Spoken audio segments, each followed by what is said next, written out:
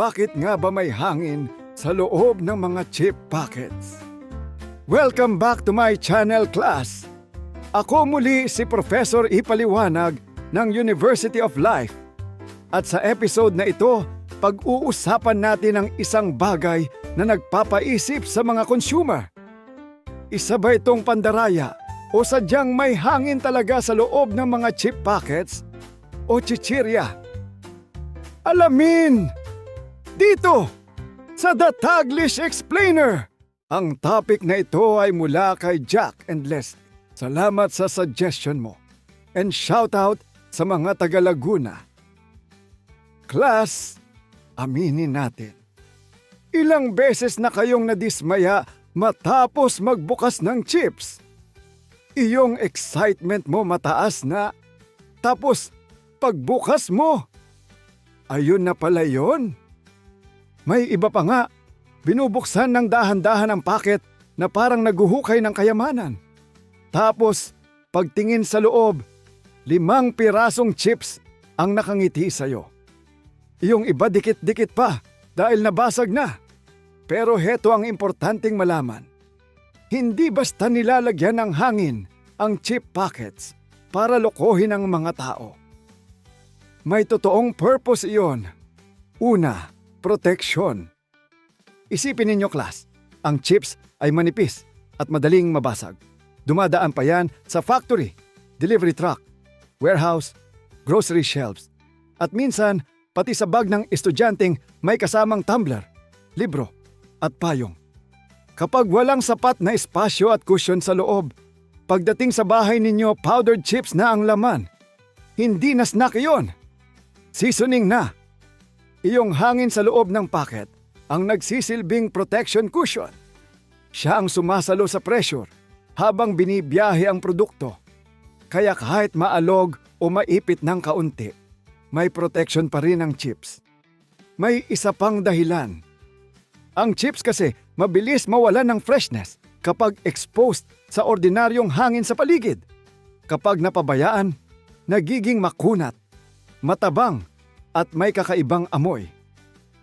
Iyong dating crunchy, nagiging malungkot.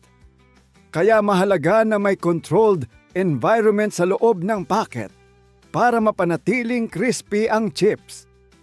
At class, may scientific term dyan. Ang tawag sa espasyong iyon sa packaging ay slack fill. Hindi ito random lang. Pinag-aaralan talaga ng manufacturers kung gaano karaming espasyo ang kailangan para maprotektahan ang produkto habang nasa biyahe at nasa tindahan. Kaya next time na magbukas kayo ng chips, huwag agad magalit.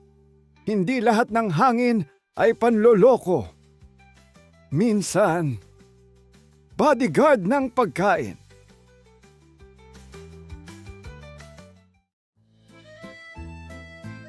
Ngayon, may kasunod na tanong dyan. Kung hindi ordinaryong hangin ang laman ng packet, ano nga ba talaga ang inilalagay nila ron? Class, dito nagiging exciting ang science. Iyong hangin sa loob ng chips packet. Hindi simpleng hangin lang na galing electric fan o compressor sa vulcanizing shop ha. May specific gas na ginagamit ang karamihan ng manufacturers.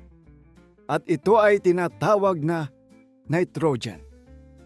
Ngayon baka sabihin ng iba, Professor, bakit tunog pang motor shop? Hindi po. Science ito. Ang nitrogen ay isang gas na natural na nasa atmosphere natin. Sa katunayan, malaking bahagi ng hangin na hinihinga natin araw-araw ay nitrogen. Wala itong amoy. Tasteless din. At very stable ito. At iyan mismo ang dahilan kung bakit ginagamit ito sa packaging ng chips. Kapag ordinaryong hangin kasi ang naiwan sa loob ng packet, may oxygen doon. Ang oxygen ang dahilan kung bakit mabilis masira ang pagkain.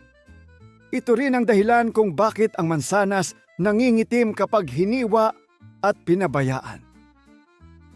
Sa chips, ang oxygen ay pwedeng magdulot ng pagkapanis ng oil o mantika. Kaya minsan may chips na amoy ng lumang kabinet, hindi na fresh. Diyan pumapasok ang nitrogen. Pinapalitan nito ang oxygen sa loob ng packet para mas tumagal ang freshness at crunchiness ng chips. Kaya kahit ilang linggo o buwan nasa tindahan ng produkto, may chance na crispy pa rin kapag binuksan mo. At dagdag bonus pa, nakakatulong din itong protektahan ang shape ng chips habang nasa transport. Ngayon baka ang iba sa inyo may question pa rin kung same practice ba sa Pilipinas. Ang sagot ay oo. Ginagamit din dito sa Pilipinas ang parehong style ng packaging na gamit sa ibang bansa. Kaya mapa-local chips man or imported snacks ang binili mo, malaki ang chance na may special gas at protective packaging din yan para hindi agad madurog o mawalan ng crunch habang bumibiyahe mula factory hanggang grocery. Sa init at humidity pa naman ng Pilipinas, mabilis lumambot ang chips kapag hindi maayos ang packaging.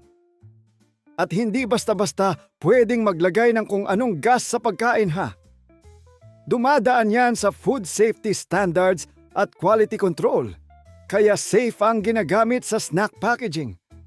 Ang goal talaga ay mapanatiling fresh, crispy, at masarap ang produkto pagdating sa consumer.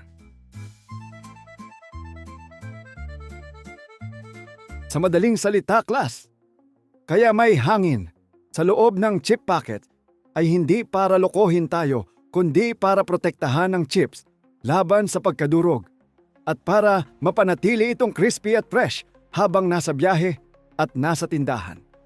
Ang gas na ginagamit dito ay nitrogen na tumutulong para maiwasan ang mabilis na pagkapanis ng chips. At oo, ginagamit din ang parehong packaging practice dito sa Pilipinas dahil sa init at humidity ng ating klima. Kaya next time na magbukas kayo ng chips, tandaan ninyo, hindi lang pagkain ang nasa packet, may science din na nagbabantay sa bawat crunch. Hindi ito pandaraya, kundi isang matalinong paraan ng pagpack para matiyak na ang chips na binili ninyo ay makarating sa inyo ng mas buo, mas crispy, at mas masarap.